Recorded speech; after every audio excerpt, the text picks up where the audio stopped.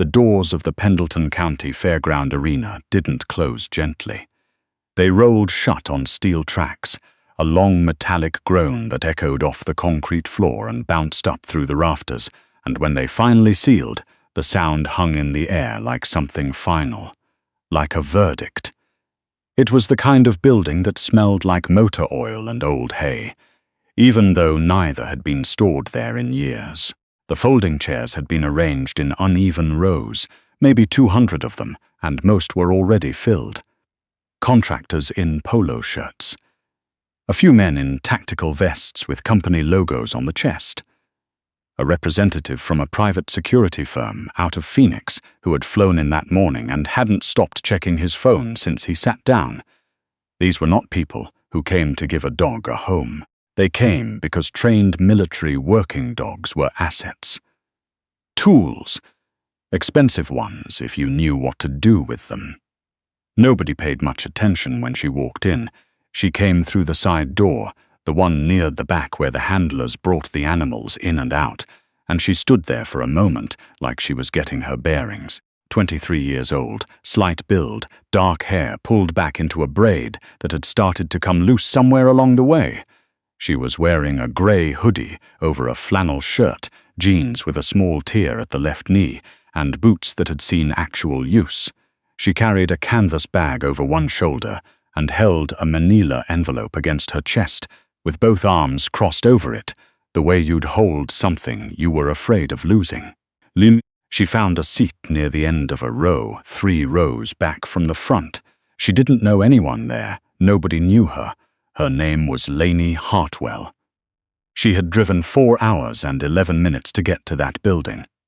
She knew the exact time because she had checked the clock when she pulled out of her mother's driveway in Clover Creek, Tennessee, and she had checked it again when she turned off the engine in the parking lot outside. 4 hours and 11 minutes.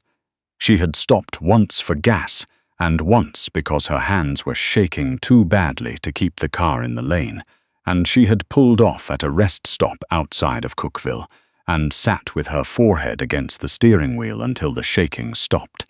She had not told her mother where she was going. The auctioneer was a heavyset man named Gene who wore a bolo tie and spoke like he had been doing this his whole life, which he probably had. He moved through the first several lots quickly. Retired patrol vehicles, surveillance equipment, some communications gear that went to a man in the second row before the bidding had barely started. Then they brought out the dogs. There were 11 of them, retired military working dogs from bases across the southeast, each one evaluated, documented, and assigned a lot number. They came out one at a time, walked by handlers in green cargo pants who kept their voices neutral and their movements controlled. The crowd watched with the focused attention of people assessing machinery. There were murmurs. Occasional questions shouted to the auctioneer, a lot of quick math being done on phones. Lainey watched all of it, without moving. She had the manila envelope open now, resting on her knees. Inside was a photograph, a printout of a DD Form 2764, and a letter on U.S. Army letterhead that had been folded and unfolded so many times the creases had gone soft. She looked at the photograph for a long moment. A man in uniform, somewhere overseas, desert dust on his boots, one hand resting on the back of a large dog, and then she folded it carefully and put it back. She had been looking at that photograph for 3 years. Sergeant First Class Owen Hartwell had deployed 4 times. He came home from 3 of them. The 4th deployment, a 12-month rotation to a region Lainey still couldn't find on a map without her stomach tightening, ended on a Thursday in March, the way those things ended, with a phone call and then a car pulling up to the house, and then nothing was ever the same again. Owen had worked with a Belgian Malinois named Kodiak, and then Lainey caught herself because she'd just used the name, the one from her own memory, but in this room, in this moment, she wasn't thinking about that dog's history. She was thinking about the dog that was about to come through that door. The handler nearest the side gate said something into his radio. The room changed before the door even opened. It was subtle at first. The handler on the far side of the holding area took a step back. Then the handler closest to the gate shifted his grip on the catchpole. Jean the auctioneer stopped mid-sentence, glanced toward the side entrance, and then looked down at his clipboard for a moment before looking up again. His expression had not changed exactly, but something behind it had. Then the door opened, and they brought out Lot 7. He came out on 2 poles, one on each side of his neck, both handlers leaning back slightly to keep the tension even. He was a Belgian Malinois, 80-something pounds, with a coat the color of dark caramel that had gone lighter at the muzzle. He moved the way a current moves through water, not frantic, not wild, but constant, like force looking for a direction. His ears were up and rotating. His eyes took in the room in fast, methodical sweeps, the way a trained dog reads an environment, cataloguing exits and threats simultaneously. There was a long scar along his left shoulder, faded pink against the darker fur. He was missing a small piece of his right ear, just the tip, a clean old wound long since healed. He had a muzzle on, black nylon, secured tightly enough that you could see the slight indentation in his cheeks where the straps pulled. He was not a dog that looked like he wanted to be there. Jean cleared his throat. Lot 7.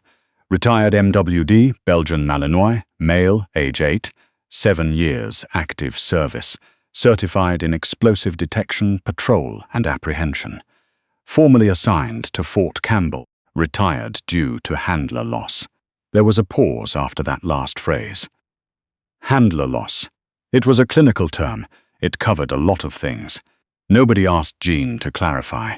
Pre-bid assessment is available in your packets. I'll note for interested parties that this animal has been through 2 post-service evaluations and has been flagged as high drive, handler selective. He does best with experienced personnel. The man from Phoenix leaned over and said something to the person sitting next to him. The man in the polo shirt, 3 seats down from Lainey, made a note on his legal pad. One of the handlers shifted his weight, and the dog's head snapped toward him. Not a lunge, just a look. But the handler took a small, involuntary step backward, and 2 people in the audience noticed. High drive, someone in the back muttered. That's one word for it. Jean started the bidding at 3,000. Lainey's hands went still on the envelope in her lap. 3,000 became 4. 4 became 5.5. A man near the aisle raised his paddle and took it to 6,000 without blinking. The man from Phoenix matched it. The man with the legal pad stayed out.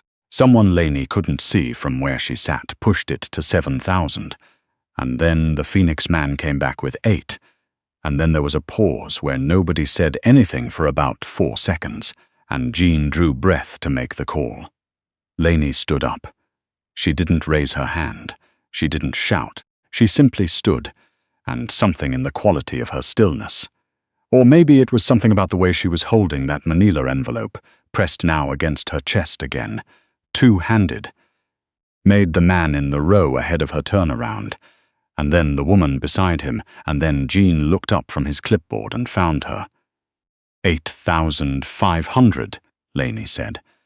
Her voice was steady. She did not know how. The room took a moment to process this. A girl in a hoodie, end of the 3rd row, bidding against contractors. 8,005, Jean confirmed. He looked at the man from Phoenix. Phoenix went to 9. Lainey said, 9,5. Phoenix came back, 10,000. Lainey didn't move. She was doing the math that she'd been doing for the last 2 weeks, the math that had kept her up at 3 in the morning, going over and over the same numbers until they blurred. The savings account. The money her father's life insurance had put aside in her name. Not the main policy, that had gone to her mother, but the small supplemental policy she hadn't known about until the attorney mentioned it, 18 months after Owen died. $8,600.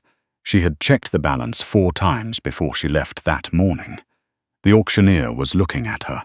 She had 10 cents over $10,000 in her account. 10,100, Lainey said. Somewhere in the room a folding chair scraped the floor. The man from Phoenix looked at her for the first time, really looked at her, and then he looked at his phone, and then he looked at his colleague, and then he leaned back in his chair and set his paddle face down on his knee. 10,100 going once, Jean said. He scanned the room slowly. Going twice. He paused. Sold. Lot 7, to the young lady in the third row. She didn't sit back down right away. She stood there a moment longer than she needed to, because her legs weren't fully cooperating, and she needed to be sure they would before she trusted them. Then she sat down and put her face in her hands and stayed like that for about 15 seconds while the room moved on to Lot 8. They brought her to a holding area behind the main floor after the auction concluded. It smelled like pine shavings and antiseptic, the particular combination of every animal facility she'd ever been in. A woman named Deb, who handled the paperwork, walked her through the transfer documentation with the practiced efficiency of someone who processed these transactions every week, which she did. "You'll want to have a veterinarian lined up," Deb said, without looking up from her forms. "He's current on everything, but high-drive working dogs sometimes develop behavioral issues post-service, especially in cases of handler loss. I understand," Lainey said. Deb glanced up at her. "Do you have experience with Malinois?" "My father did." Deb looked at her for a moment, then went back to her forms. "Right. Well, the handlers will bring him out when you're ready. They'll want to see you working him on lead before they release full custody." "Protocol!" "That's fine." Lainey signed where she was told to sign. She initialed 4 places. She handed over the cashier's check she'd gotten at the bank branch in Clover Creek the morning before, and she watched Deb process it with the same expression she'd use processing a utility payment. Then Deb led her to the door at the end of the corridor and knocked twice, and one of the handlers, a younger man with a crew cut and a slight sunburn, opened it from the other side and looked at Lainey with the particular expression of someone who wasn't sure whether to be skeptical or respectful. "You're the buyer?" he said. "I am." He held the door for her. The holding pen was a large chain-link enclosure, maybe 30 by 30 feet, and the dog was in the far corner of it. He wasn't pacing. He was standing completely still, facing the wall, and the quality of his stillness was not the stillness of rest. It was the stillness of a dog that had learned that moving was pointless. Lainey stopped at the gate. She put her hand on the chain link and stood there. She didn't say anything. She just looked at him. His name was Storm. That was the name he'd been given when he entered service at 18 months old, the name on his documentation, the name the Army had given him. Sergeant First Class Owen Hartwell had worked with Storm for 3 years, from the middle of his 3rd deployment through the end of his 4th. In Owen's letters home, actual letters, because he believed in paper, always had, he mentioned Storm more than he mentioned anyone except Lainey and her mother. He described the way Storm worked, the way he moved through a building, the way his whole body changed when he caught a scent. He wrote once that Storm was the most honest creature he'd ever met. He wrote that in a way that wasn't sad, but reading it now, Lainey always felt something catch in her chest. Storm turned from the wall. He didn't look at her right away. He looked at the handler standing 6 feet to Lainey's left, and he looked at the other handler near the back of the enclosure. He looked at the ceiling briefly, because there was a sound somewhere in the ventilation system, and he was not a dog who ignored sounds. Then his gaze swept forward and found Lainey standing at the gate. He looked at her for a long time. His ears, which had been pulled slightly back, moved forward. His nostrils were working. She was too far away for him to be catching much, but he was trying. She could see him trying. "Hey," she said quietly. He didn't move. The young handler with the sunburn cleared his throat. "He can be unpredictable with new contacts. I'd recommend letting us." "I know," Lainey said. "Give me a minute." She opened the zipper on her canvas bag and reached inside. She had packed it carefully that morning in the kitchen, while her mother was still asleep.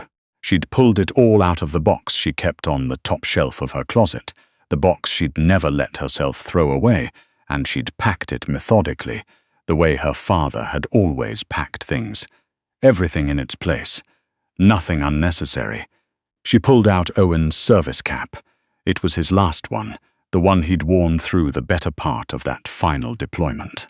It still had the shape of his head in it, the subtle depression in the crown, where he always wore it slightly tilted, a habit he'd never broken no matter how many times the army tried to correct it. She'd kept it because she couldn't not keep it. She hadn't known, when she packed it that morning, if this would work. She'd just known she had to try. She held it through the chain link. Storm's nose came up.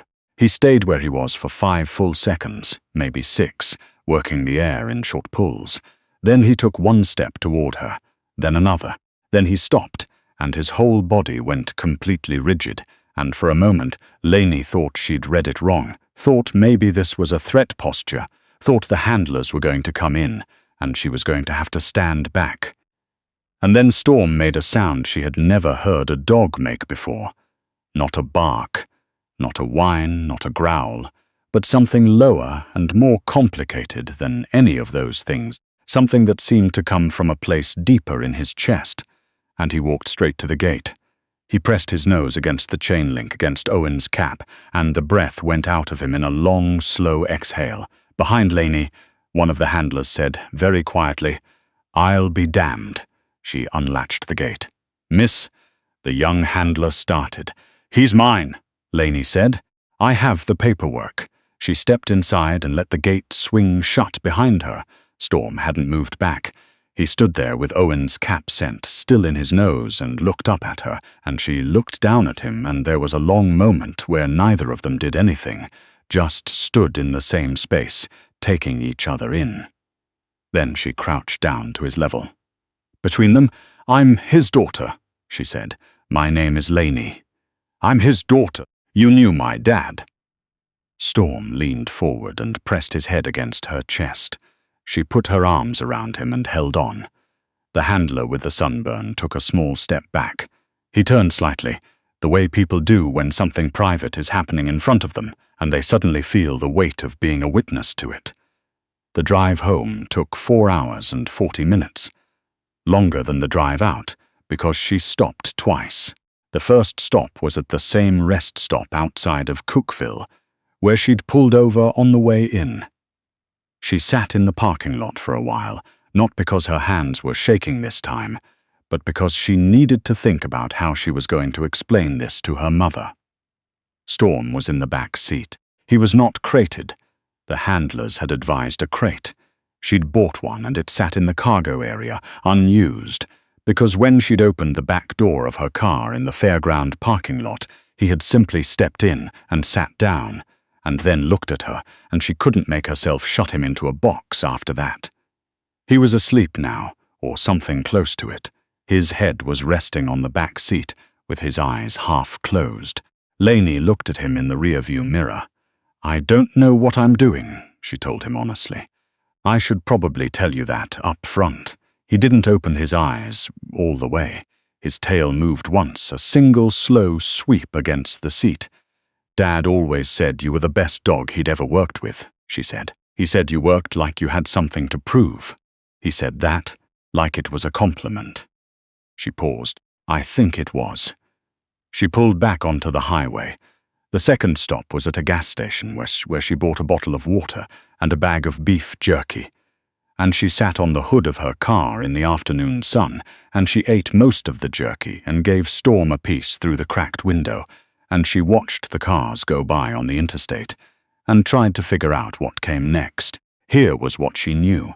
She lived in a house she shared with 2 other people, neither of whom had agreed to a dog, and she had used nearly every dollar she had to buy one. She had a job at a physical therapy clinic in Clover Creek that paid her reasonably well, but not extravagantly. She had no fenced yard. She had no training experience beyond what her father had told her over the years, in letters and in person, about what it meant to work with a dog like this. Here was what else she knew. Her father had spent 7 years of his life training alongside Storm. 7 years, 4 deployments, dozens of operations she would never know the details of. Owen Hartwell had trusted this dog with his life, repeatedly and completely. He had written about Storm with a respect he reserved for very few things. She wasn't going to leave that dog in a holding pen to be purchased by a contractor in a polo shirt and spend the rest of his working years guarding a construction site. She finished the jerky and got back in the car. Her mother's name was Patricia, and then she stopped because Patricia was on the list. She reached for a different name, Ruth. Ruth Hartwell. Ruth was sitting on the porch when Lainey pulled into the driveway, which meant she'd been watching for her, which meant she'd found out somehow. Ruth Hartwell had a way of finding out things. She had the particular talent of a woman who had spent 25 years married to a man who deployed regularly, which is to say she had learned to read silences, absences, and gaps in information the way other people read text. She was standing by the time Lainey turned off the engine. Lainey got out. She opened the back door. Storm stepped out carefully, sniffed the air, looked at Ruth standing on the porch steps, and sat down next to Lainey's left leg. Ruth looked at the dog for a long time. "That's Storm," she said. It wasn't a question. "Yes," Lainey said. Ruth came down the porch steps slowly. She stopped at the bottom and looked at Storm from a few feet away. Storm looked back at her with the direct, assessing gaze of a dog that doesn't miss much. Ruth's hands were at her sides, and Lainey watched her mother reach some kind of internal decision, and then Ruth crouched down, not gracefully, her knees had been giving her trouble, and held out the back of her hand. Storm leaned forward. He sniffed once, twice, then he moved his head slightly and pushed it against Ruth's palm, and Ruth made a sound that wasn't quite a word, and she put her other hand on top of his head and held it there. "He looks like Owen described," Ruth said finally. Her voice was even, but her jaw was set in the way it set when she was working hard at something. "I know." "How much?" Lainey told her. Ruth stood back up slowly. "You used the policy money." "Yes, all of it. Most of it." Ruth looked at her daughter for a moment, and then she looked at Storm, sitting next to Lainey's leg, and then she looked back at Lainey.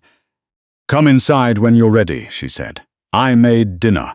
She went back up the porch steps without another word.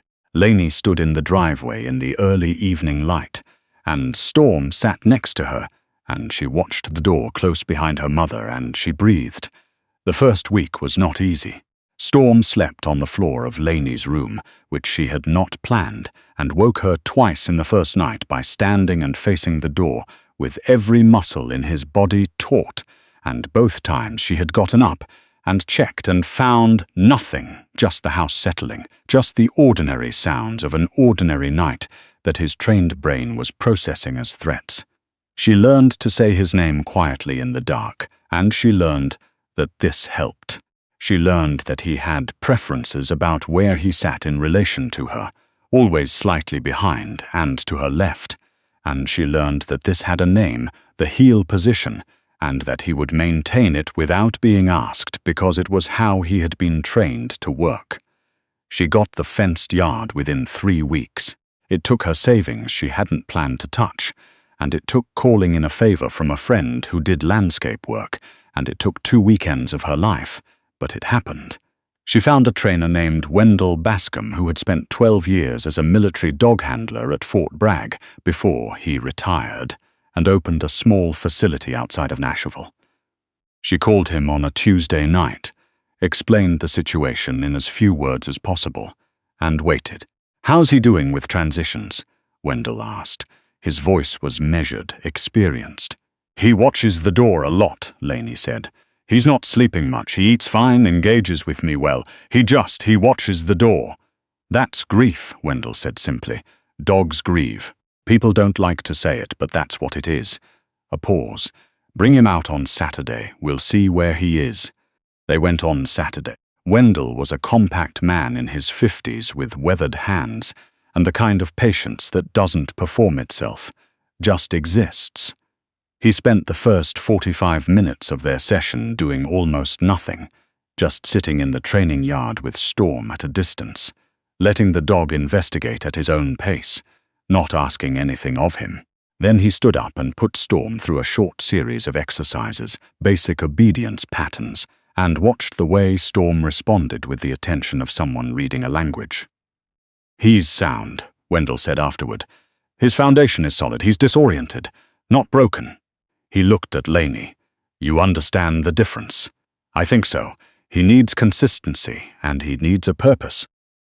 Working dogs don't retire well into idleness. He needs to feel like he's doing a job, even if the job is just keeping track of you." Wendell paused. "Which, by the way, he's already decided is his job, whether you told him to or not." Lainey thought about Storm sitting at her left heel in the driveway, in the living room, in the grocery store parking lot when she'd taken him along last weekend and asked him to stay in the car. "He watches my mother too," she said. "Of course he does. She smells like your father." She hadn't thought of that. She didn't say anything for a moment. Then she said, "Is that hard for him?" Wendell considered this. "I think it's a comfort," he said. "Hard and comfort aren't mutually exclusive, for dogs any more than people."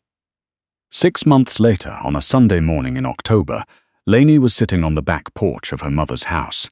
She'd moved back temporarily, and then less temporarily, with a cup of coffee and the particular quality of fall light that comes through the leaves when they've just started to turn. Ruth was inside. She could hear the radio through the screen door, some morning program Ruth had listened to every Sunday for 20 years. Storm was in the yard.